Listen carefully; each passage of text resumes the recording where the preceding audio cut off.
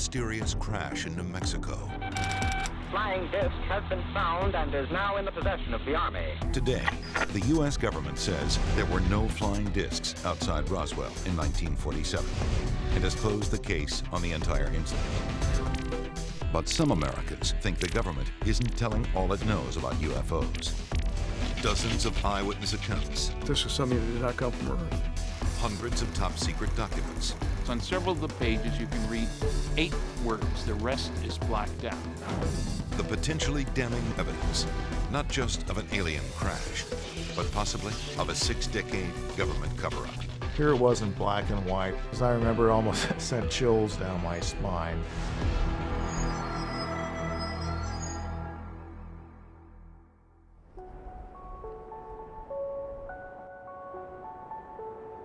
To a small but dedicated group of UFO researchers, this barren ranch land, 75 miles northwest of Roswell, New Mexico, is sacred territory. It's the place where they believe one or more alien spaceships crashed to Earth sometime in early July 1947. I think there was probably a mid-air collision that resulted in one going one way and exploding and dumping all the wreckage out in the debris field, the other making it down almost intact. Today, that crash, commonly referred to as the Roswell incident, is the stuff of legend. But we might never have heard of Roswell if not for a former nuclear physicist turned UFO researcher named Stan Friedman. After spending nearly 30 years investigating the incident, hunting down dozens of key witnesses and scores of top-secret documents, Friedman is convinced that the U.S. government is covering up a UFO crash.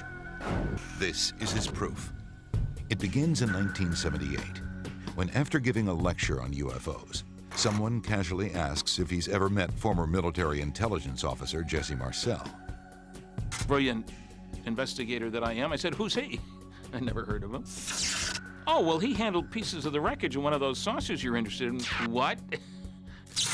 Friedman tracks down Marcel in Louisiana and first hears the fantastic tale about the day Marcel helped recover a real alien spaceship.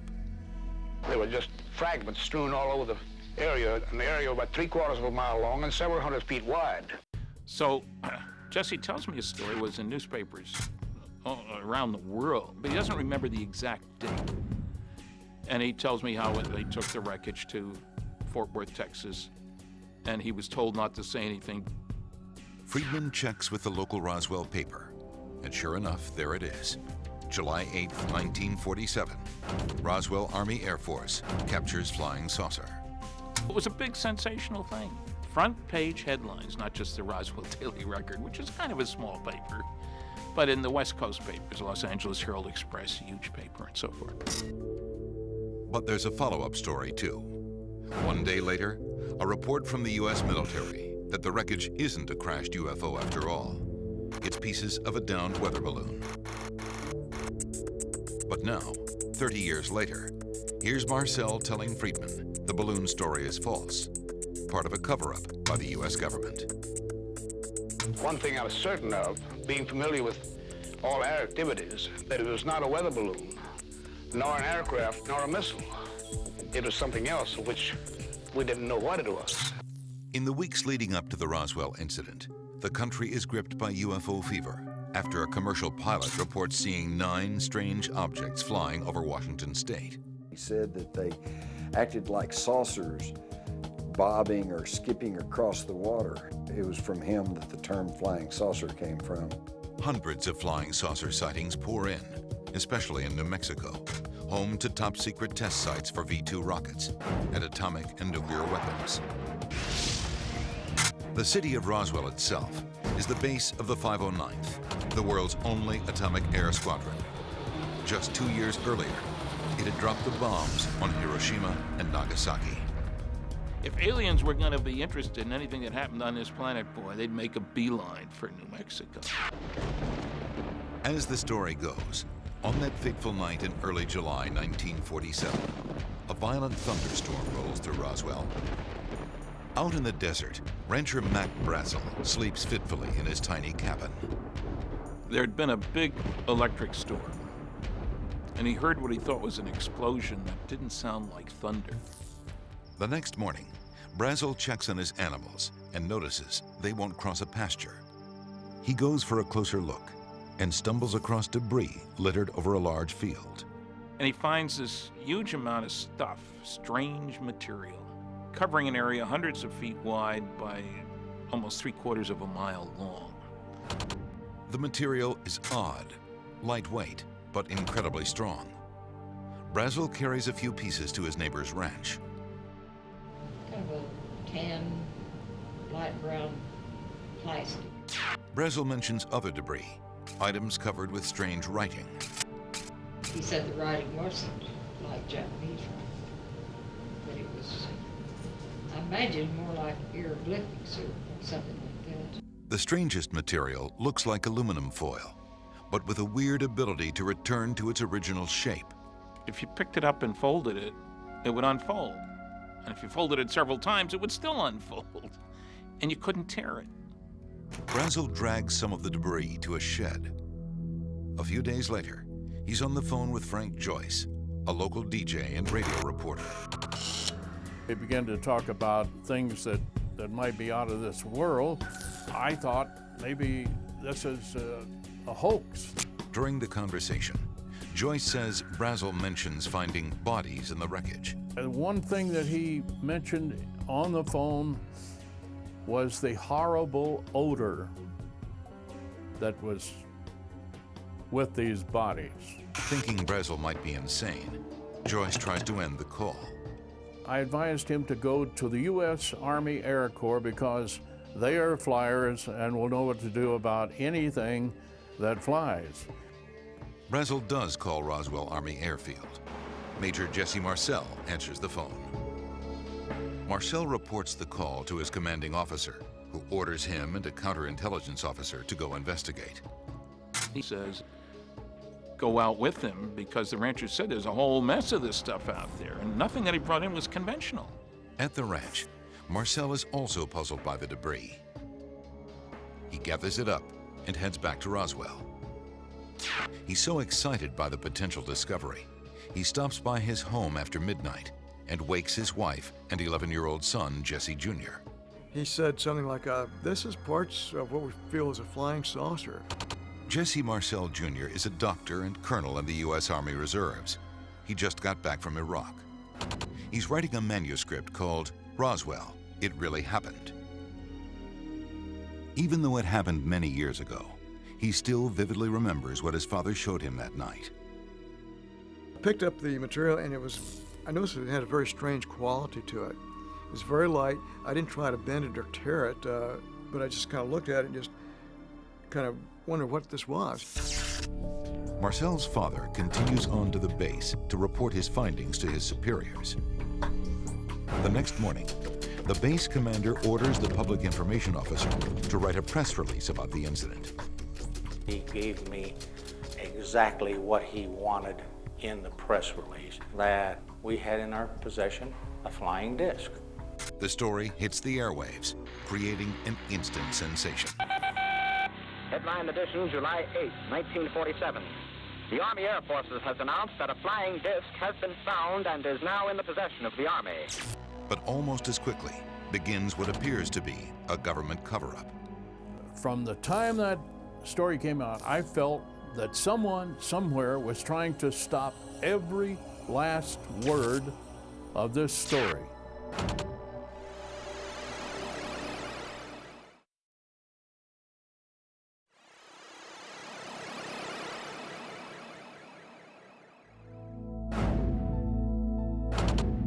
News of the mysterious crashed disc puts the world's focus on Roswell, New Mexico.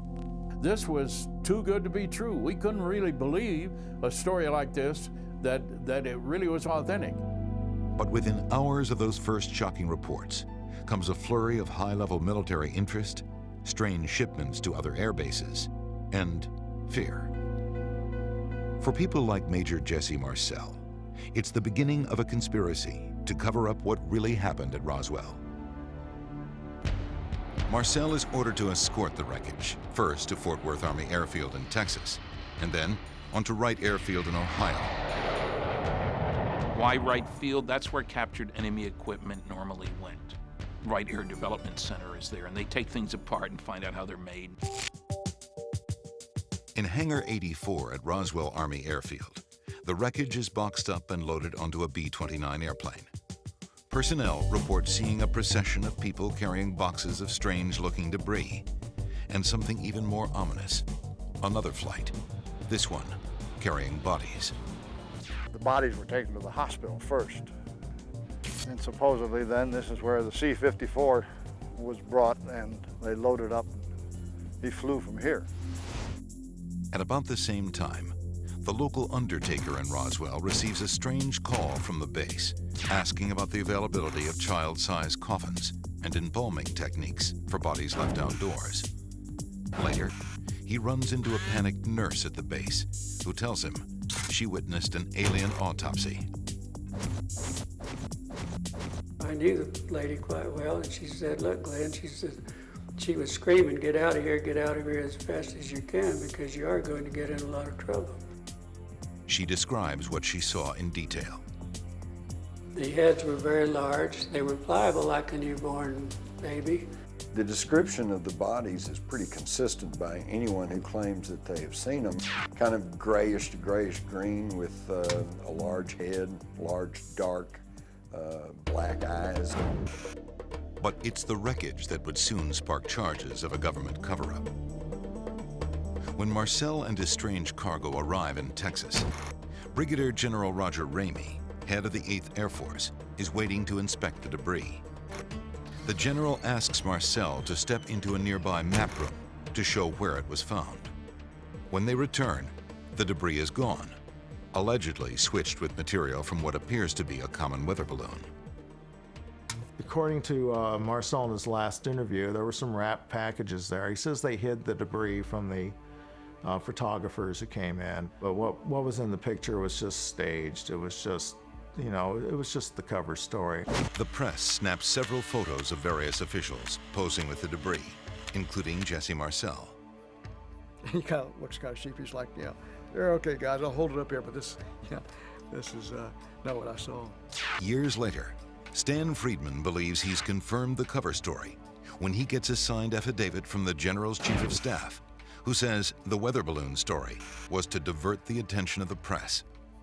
And it comes on direct orders from the Deputy Commander of Strategic Air Command in Washington, D.C. He gave him 3 orders. I want you to send some of that wreckage here today with one of your Colonel Couriers. I want you to get the press off our backs. I don't care how you do it. And I don't want you ever to talk about it again, not even with your buddy, Roger Ramey. The alleged cover story works. Just a day after the fantastic tale broke, the media and the public buy into the new story. People really believed in the military back then. It was right after World War II, and the military had saved us, you know, from fascism.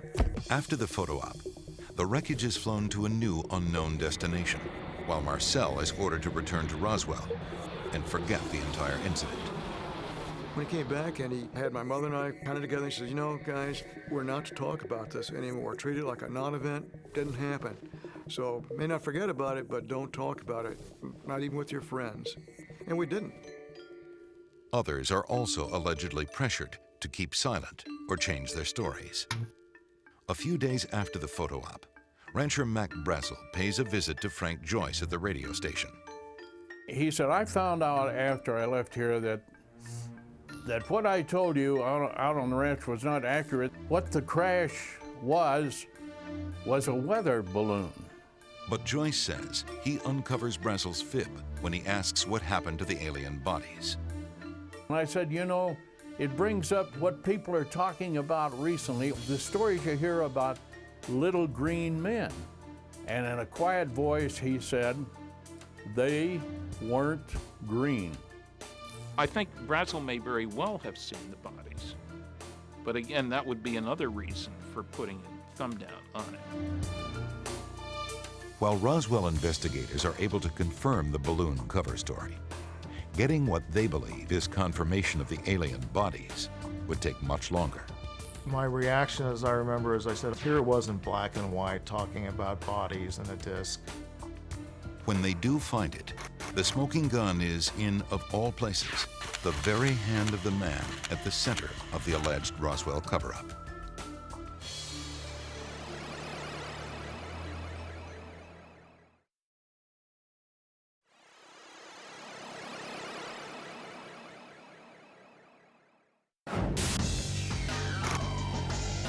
After the debris from a crashed UFO is identified as a simple weather balloon, interest in the Roswell incident dies down and is soon forgotten altogether.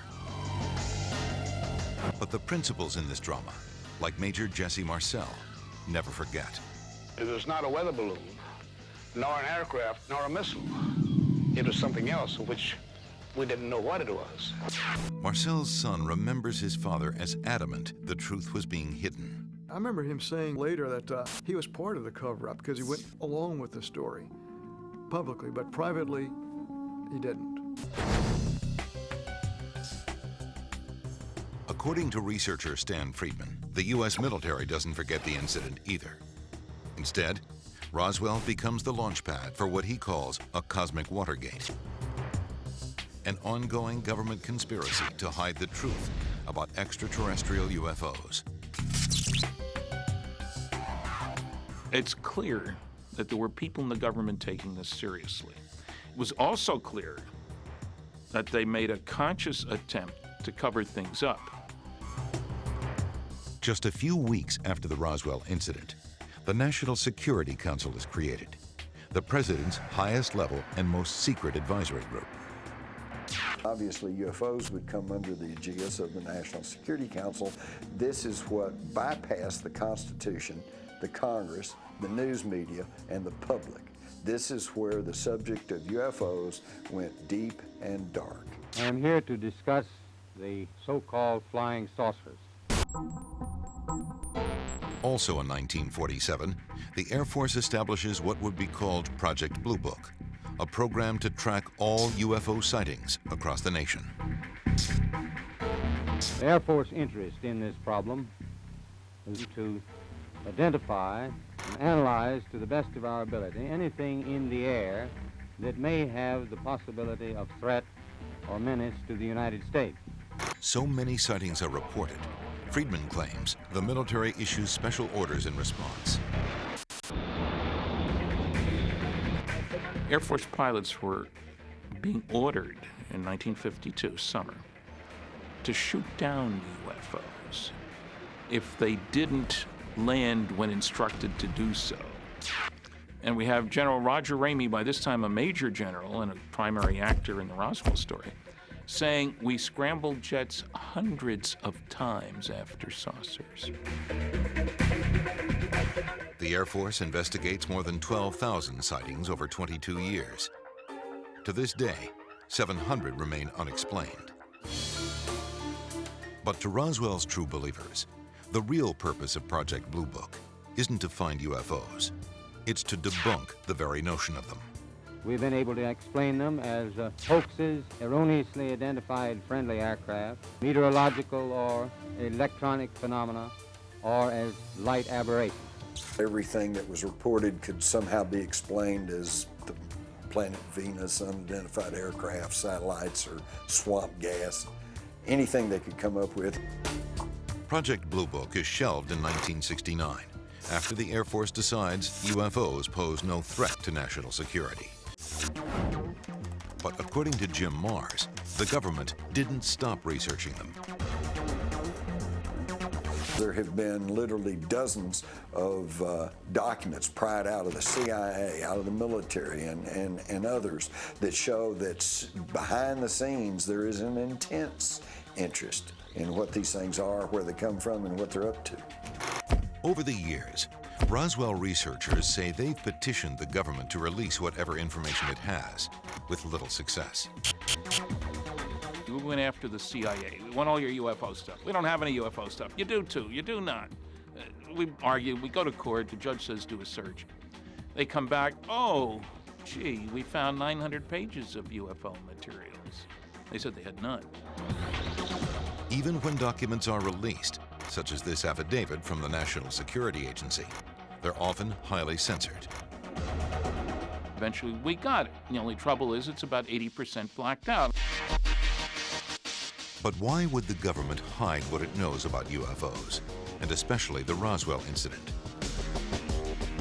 Friedman believes it's because the alien bodies are hidden away in secret government laboratories, and the wreckage is being studied for scientific advancements. For proof, he points to the revolutionary aircraft developed in the past 6 decades. Here's our fastest manned craft, the Apollo Command Module, and it looks like a flying saucer. Secret laboratories, engineering wonders. It seems unbelievable, unless you believe there really was an alien crash landing in Roswell. David Rudiak says he has proof of that. It's this 1947 photograph.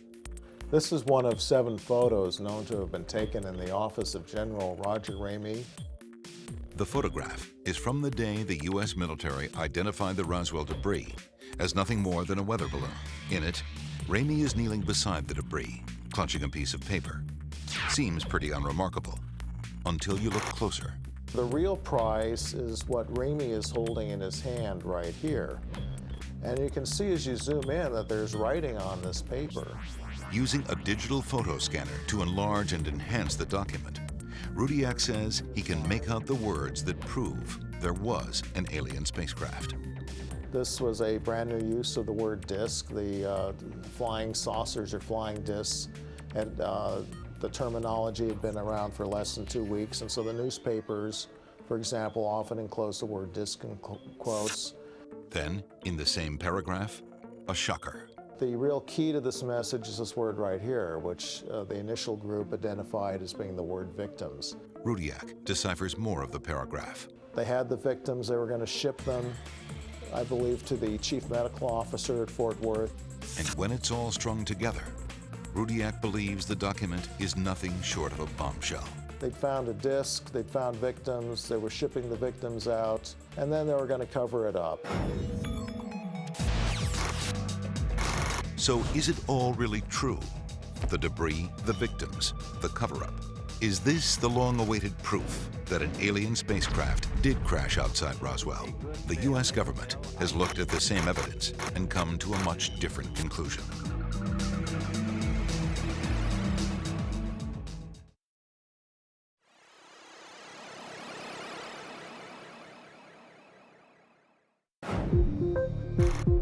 The notion of an alien spacecraft spawns TV shows, books, movies, even museums.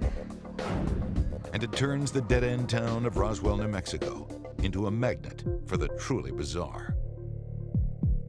But as the 50th anniversary of the 1947 incident approaches, the debate over what really happened in Roswell intensifies. A growing grassroots movement presses the government for answers. What they get is evidence that the government has indeed been hiding a secret, one not even the Roswell advocates suspected.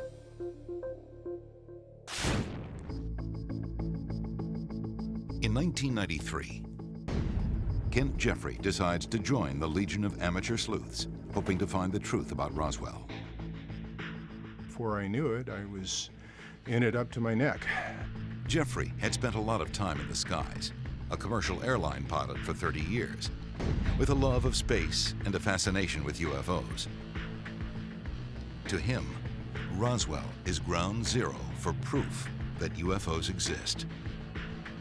I figured that if this incident had really happened, it was worth pursuing. It would have been the story of the millennium. Jeffrey has a special connection to Roswell. His father was an Air Force colonel who worked with the commander of Roswell's 509th Bomb Group. Jeffrey soon learns of witnesses who claim to have seen the strange wreckage and tell stories of alien bodies. I was told by one of the Roswell authors and researchers about a number of secret witnesses who were afraid to come forward because of government reprisal. And that's when I figured, well, something needs to be done about this. His first step? The Roswell Declaration, a worldwide petition signed by astronauts, scientists, and members of the military. 20,000 people in all, calling on the government to tell what it knows about Roswell. Jeffrey gets help from a New Mexico congressman who is also pressing for answers. The information I want is for the government to make public all of its records about the Roswell incident, or if those records have been destroyed, explain who destroyed them and under what authority and when.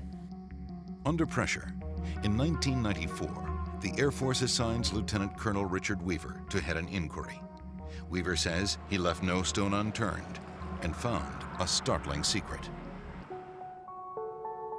We went back through all the records starting at that time, looking for plausible explanations for what may have happened.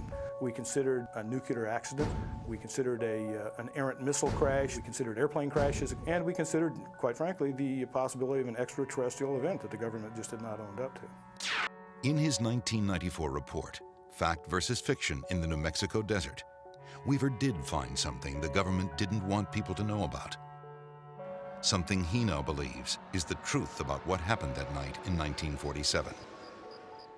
If there's a cover-up, the report says, it's not a cover-up of a flying saucer from outer space, but of a top-secret military project codenamed Mogul.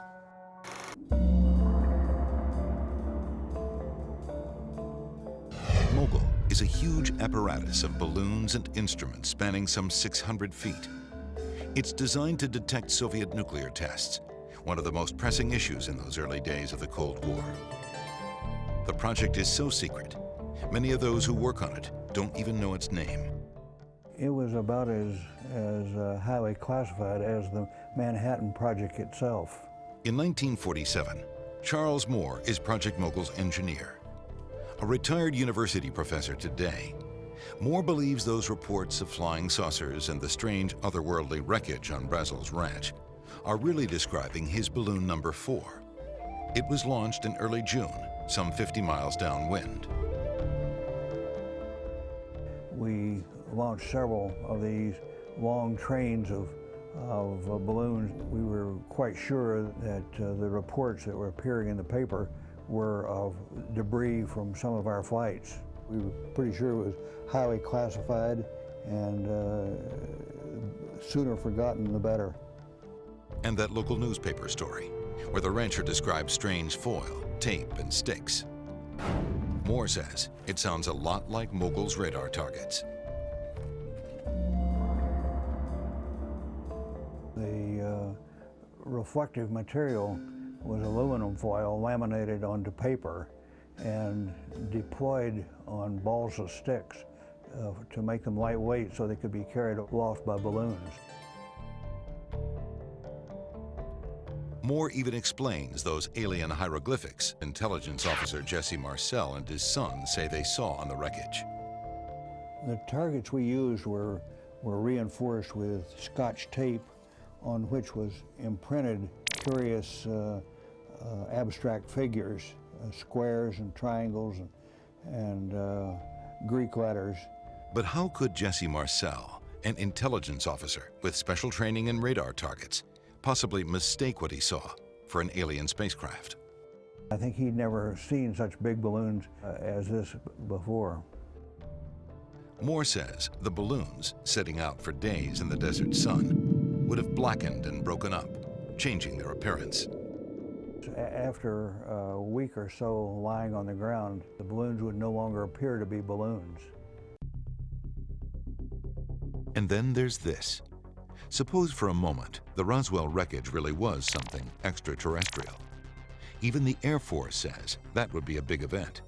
So big that it would have left some paper trail, some evidence. Instead, they say there is none. Could the government really succeed in keeping this top secret? Colonel Weaver doesn't think so. Somebody would have to change literally thousands, if not millions of records, such arcane things as flight schedules and manning documents and all sorts of routine things to eradicate the fact that something important happened. The Air Force also examines that photograph, the one with the memo in General Ramey's hand. Roswell researchers claim they can make out the word victims. But government analysts say they can't read a thing. Kent Jeffrey is starting to have serious doubts about the Roswell story. Driven to uncover the truth, he goes over the case again. At long last, Jeffrey thinks he's found what he's after: proof.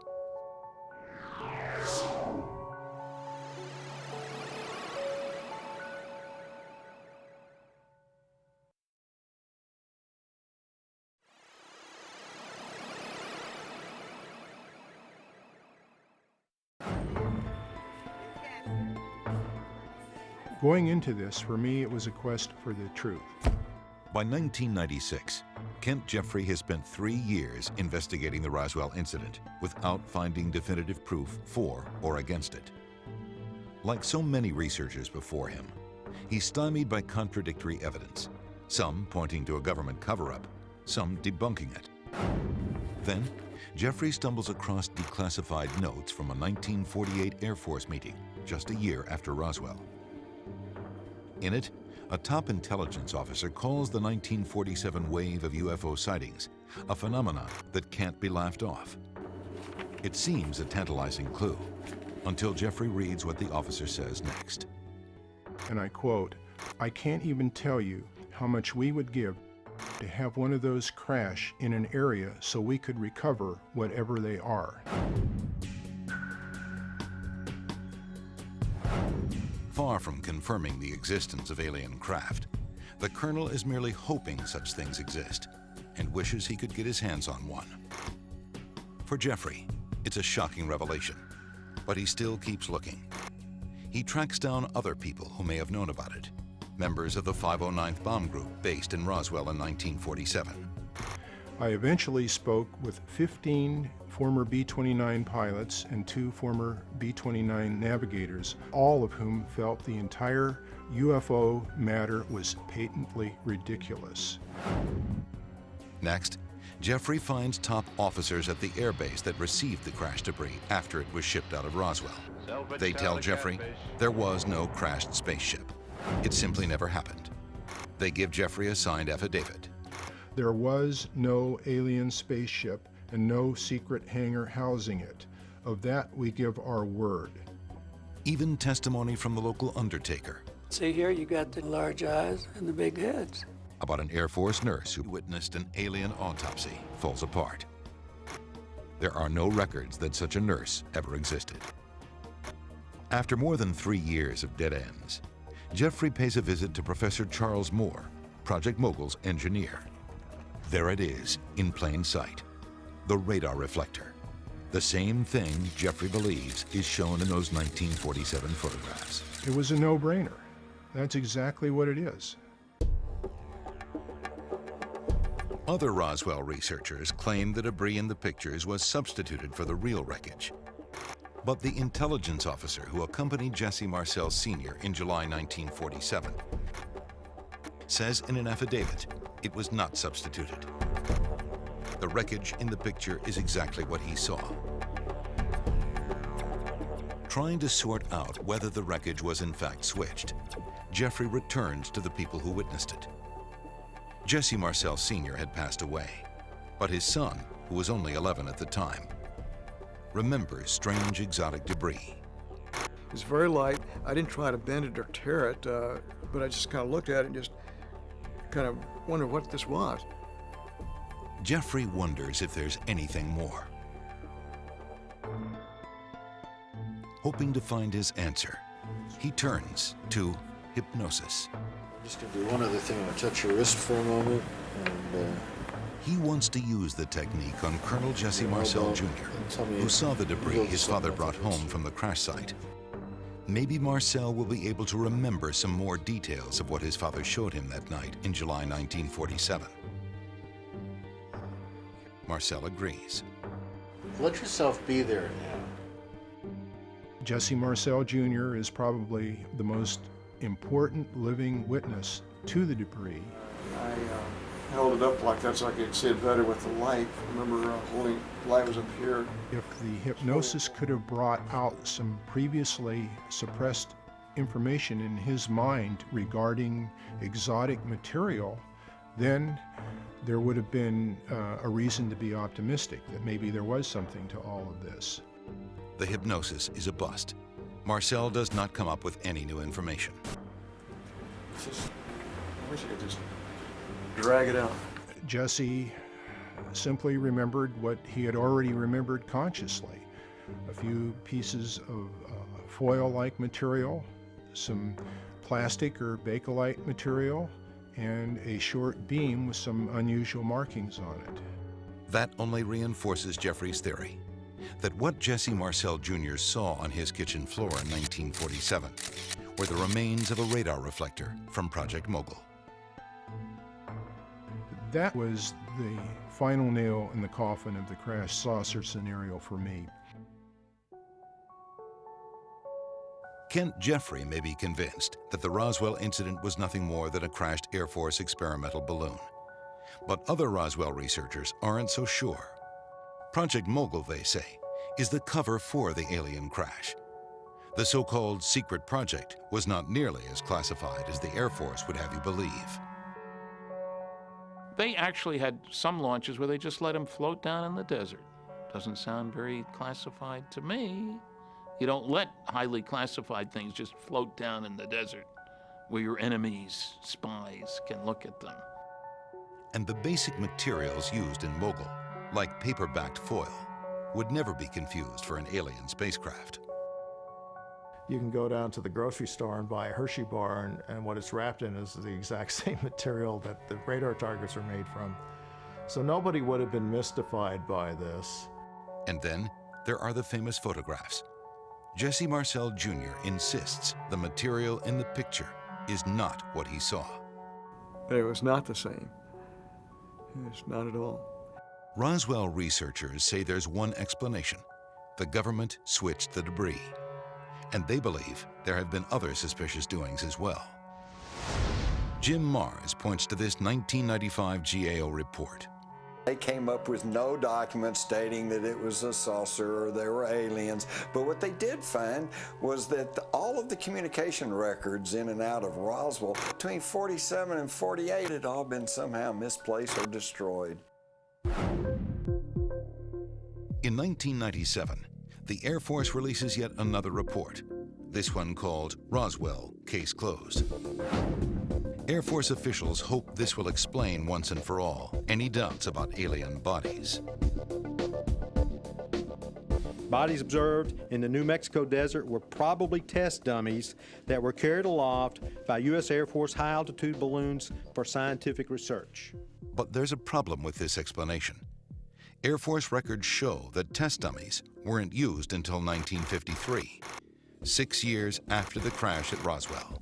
Colonel, how do you square the UFO enthusiasts saying that they're talking about 1947, well, you're talking about dummies used in the 50s, almost a decade later? Well, I'm afraid that's a problem that we have with time compression. I don't know what they saw in 47, but I think over a period of time they began to lose exactly when the date was. And there were lots of dummies dropped. Well, obviously not all the dummies crashed at Roswell. So is it really case closed when it comes to Roswell and UFOs?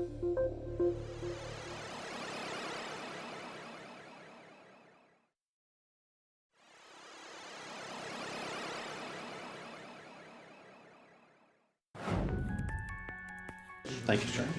After delivering its 1997 press conference, the U.S. government officially closes the case on the Roswell incident. But the final word doesn't seem to satisfy people on either side of the debate. Hey, UFOs, people have a right to know. Contradictory government documents, conflicting eyewitness reports, and intriguing clues that the government is still holding back key evidence all fuel the continued controversy.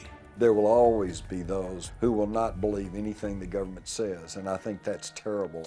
But you have to ask yourself, whose fault is it? From a public relations standpoint, I think the government has handled it very poorly. But even poorly handled, Kent Jeffrey believes the government has given the best explanation so far about what fell to Earth outside Roswell. I have absolutely no doubt that it was not an alien spaceship. I would stake my life on that, literally, without hesitation. And it was really a big disappointment for me. Adding to the skepticism of Jeffrey and many others is the fact that so many big leads over the years have not panned out. From discredited witnesses to smoking gun documents that turned out to be fake, even the ever-growing number of alien landing sites in New Mexico.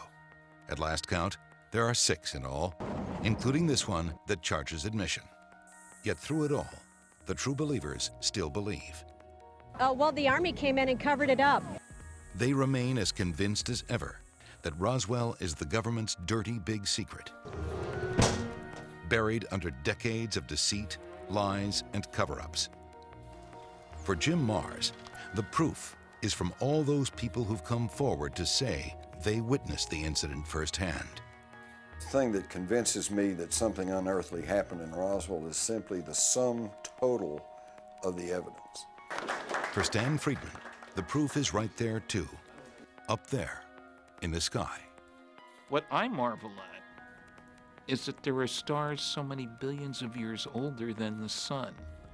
What arrogance to think we're the big shots in the neighborhood. I think most people don't think we are.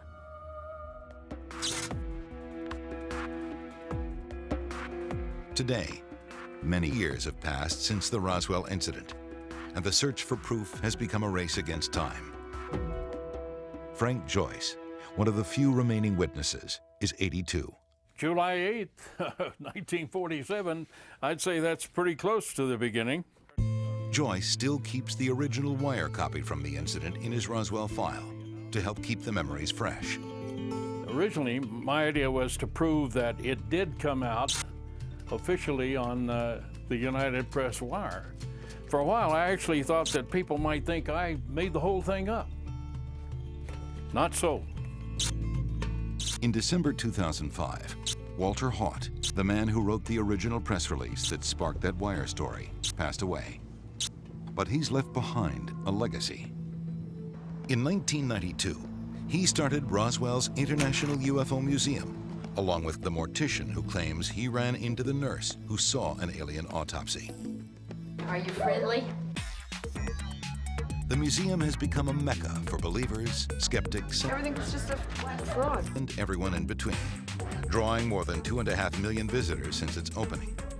It's 200 miles from anywhere. Albuquerque, Amarillo, El Paso. So if they're there, it's because they want to be there. So people are interested. The original Roswell investigators themselves are getting older, but they don't seem to be slowing down much. After all, there are still new tips to check out.